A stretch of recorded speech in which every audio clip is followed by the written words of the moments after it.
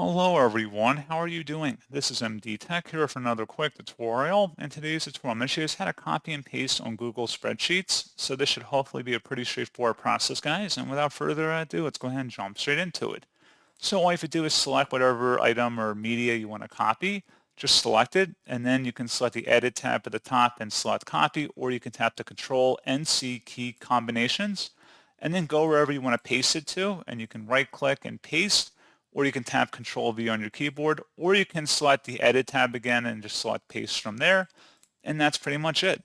So as always, thank you guys for watching this brief tutorial. I do hope that I was able to help you out, and I do look forward to catching you all in the next tutorial.